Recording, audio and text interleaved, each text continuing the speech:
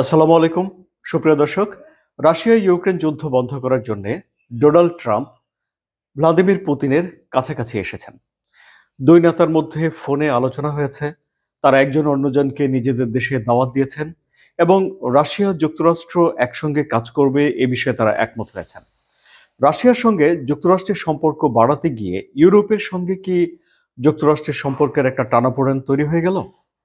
হ্যাঁ, ইউরোপের সঙ্গে যুক্তরাষ্ট্রের কিছুটা দূরত্ব তৈরি হয়েছে এবং এই যে পরিস্থিতি, এই পরিস্থিতিকে যুক্তরাজ্যের প্রধানমন্ত্রী কিয়ার স্টারমার বলেছেন, একটি জেনারেশনে অর্থাৎ ২০-৩০ বছরের মধ্যে এই ধরনের পরিস্থিতি একবারই আসে। তাহলে কি নিয়ে শুরু হলো এই দূরত্ব এবং এর পরিণতি কি হতে যাচ্ছে? রাশিয়া ইউক্রেন যুদ্ধ বন্ধ করার উদ্যোগী বা কি সামনে? চলুন এসব বিষয়গুলো আলোচনা করি। আমি আনোয়ার সাদি আপনাদের সঙ্গে আছি। রাশিয়া ইউক্রেন যুদ্ধ বন্ধ করার জন্য যুক্তরাষ্ট্র, রাশিয়া এবং ইউক্রেন তিন পক্ষের একটা আলোচনা দ্রুতই অনুষ্ঠিত হবে এবং এই আলোচনাটি অনুষ্ঠিত হবে কর্মকর্তা পর্যায়ে এবং এটি হবে সৌদি আরবে।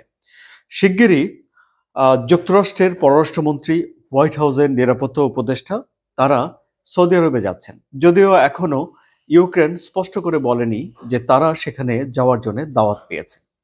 এই যে আলাপ আলোচনা হচ্ছে, এই আলোচনার ভেতরে তাহলে ইউক্রেন থাকছে, রাশিয়া থাকছে এবং যুক্তরাষ্ট্র থাকছে।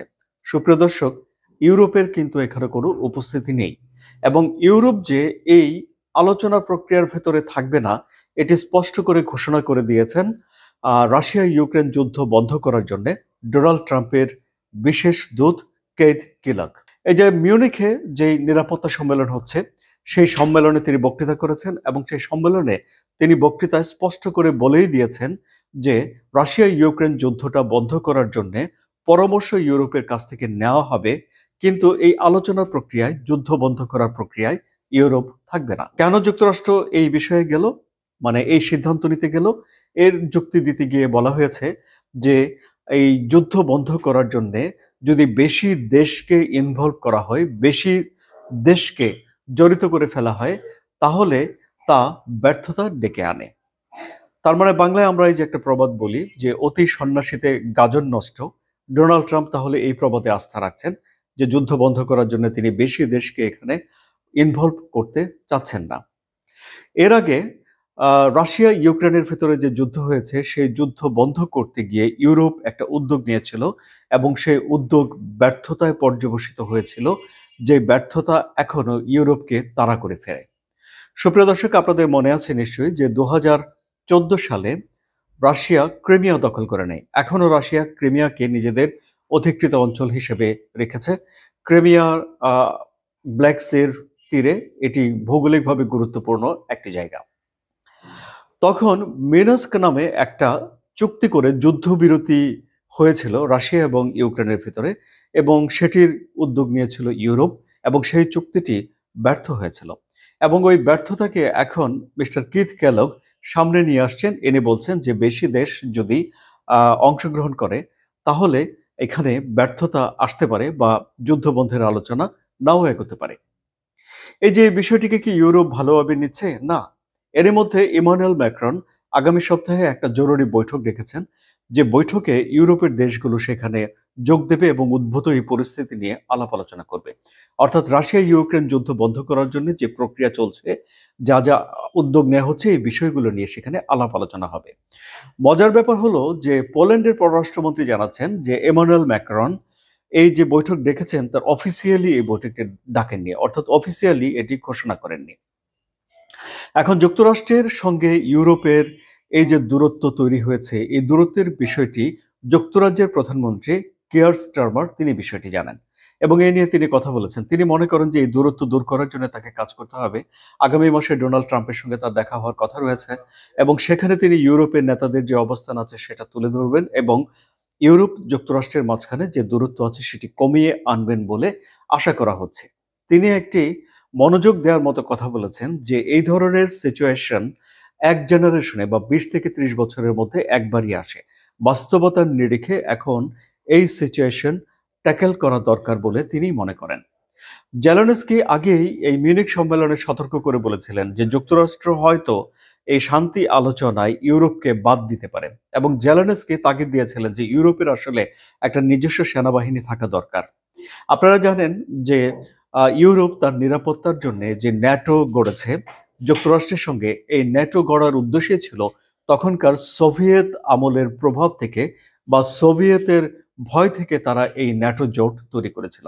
এখন ন্যাটোতে 32টি দেশ রয়েছে এবং একবার ইমানুয়েল ম্যাক্রন একটা সম্মেলনে বলেছিলেন যে ইউরোপের আসলে নিজের দিকে ফিরে তাকানো উচিত। কেন? কারণ ইউরোপ তার বাজার দিয়ে রেখেছে চায়নাকে, চীন থেকে তারা নানা রকমের পণ্য আমদানি করে এবং ইউরোপ তার জ্বালানির বাজার দিয়ে রেখেছে রাশিয়াকে, রাশিয়া থেকে তেল, গ্যাস ইত্যাদি আমদানি করে। এখন অবশ্য রাশিয়া তার গ্যাস বিক্রির, জ্বালানি বিক্রির বাজারটা ইউরোপ থেকে হারিয়ে ফেলেছে এই যুদ্ধের পর, রাশিয়া ইউক্রেন যুদ্ধের পর। এবং ইউরোপ তার নিরাপত্তার জন্য যুক্তরাষ্ট্রের উপরে নির্ভর করে। ইমানুয়েল ম্যাক্রন সবাইকে পরামর্শ দিয়েছিলেন যে জিডিপির অন্তত 2% যেন সবাই তার নিজেদের সেনাবাহিনী বা সামরিক খাত ডেভেলপ করার জন্য কাজ করে। এখন তাহলে ইমানুয়েল ম্যাক্রন যে বৈঠক ডেকেছেন সেই বৈঠকে কি হবে সেটি একটি দেখার বিষয়। এবং এই যে শান্তি আলোচনা, পৃথিবীর এত দেশ থাকতে কেন সৌদি আরবে এই আলোচনা হচ্ছে সেটিও একটা দেখার বিষয়। সৌদি আরবের সঙ্গে ফিলিস্তিন নিয়ে একটা টানাপোড়েন ইতিমধ্যেই শুরু হয়েছে যুক্তরাষ্ট্রের, বিশেষ করে ডোনাল্ড ট্রাম্প যখন ঘোষণা দিয়েছেন যে গাজা থেকে সব বাসিন্দাদের তিনি অন্য দেশে সরিয়ে দেবেন এবং গাজা ফাঁকা করে তার নিয়ন্ত্রণ যুক্তরাষ্ট্র নিয়ে নেবে। এরপরে অবশ্য যুক্তরাষ্ট্রের সঙ্গে বা ইসরায়েলের সঙ্গে সৌদি আরবেরও একটা টানাপোড়েন সেখানে আছে। সেটিকে দূরে ঠেলে রেখে রাশিয়া ইউক্রেন যুদ্ধ বন্ধ করার আলোচনাটি এখন সৌদি আরবে অনুষ্ঠিত হতে যাচ্ছে। তাহলে সুপ্রিয় দর্শক, এই যে ইউরোপের সঙ্গে দূরত্ব তৈরি করে দ্রুতই কি রাশিয়া ইউক্রেন যুদ্ধ বন্ধ করে ফেলা যাবে? তাহলে রাশিয়ার সঙ্গে যুক্তরাষ্ট্রের সম্পর্ক উন্নয়ন কি সত্যি সত্যি ইউরোপের সঙ্গে যুক্তরাষ্ট্রের সম্পর্কে বড় ধরনের ফাটল তৈরি করবে? নাকি এই যুদ্ধটি বন্ধ করার কার্যকর কৌশল হিসেবে যুক্তরাষ্ট্র এটি মনে করছেন যে এই আলোচনা থেকে আপাতত ইউরোপকে দূরে রাখা দরকার? সুপ্রিয় দর্শক, আপনার কি মনে হয় কমেন্টে জানান। শেষ আরেকটি বিষয় জানিয়ে এই আলোচনা শেষ করছি। সেটি হলো যে কিছুদিন আগে আমরা একটা খবর পড়েছিলাম যে ইমানুয়েল ম্যাক্রন চীনের প্রেসিডেন্ট শি জিনপিং এর সঙ্গে একটা বৈঠক করবেন এবং সে বৈঠকের উদ্দেশ্য থাকবে যে এই রাশিয়া ইউক্রেন যুদ্ধটিকে বন্ধ করা। অর্থাৎ শি জিনপিং যেন ভ্লাদিমির পুতিনকে বোঝান যে যুদ্ধটি বন্ধ করা দরকার, এরকম একটি উদ্যোগের কথা আমরা শুনেছিলাম। কিন্তু এরপর আমরা দেখলাম যে ডোনাল্ড ট্রাম্প সরাসরি ভ্লাদিমির পুতিনের সঙ্গে টেলিফোনে কথা বলেছেন এবং জেলেনস্কির সঙ্গে তিনি টেলিফোনে কথা বলেছেন এবং এই যে যুদ্ধ বন্ধ করার আলোচনার মেইন ফোর্স নায়ক হিসেবে ডোনাল্ড ট্রাম্প নিজেকে সামনে নিয়ে চলে এসেছেন। ফলে যুদ্ধটি কিভাবে বন্ধ করা হবে, কোন উপায়ে বন্ধ করা হবে এবং কবে বন্ধ হবে, এ বিষয়ে যে প্রশ্নগুলো ছিল এই সব প্রশ্নের উত্তর আমরা এখন বুঝতে পারছি যে সবই রয়েছে ডোনাল্ড ট্রাম্পের মাথায়।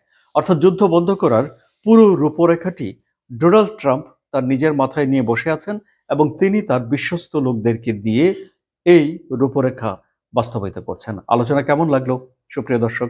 ভালো লাগলে সাবস্ক্রাইব করে চ্যানেলটির সঙ্গে থাকুন, শেয়ার করুন, লাইক দিন। ভালো থাকুন। আবারও কথা হবে।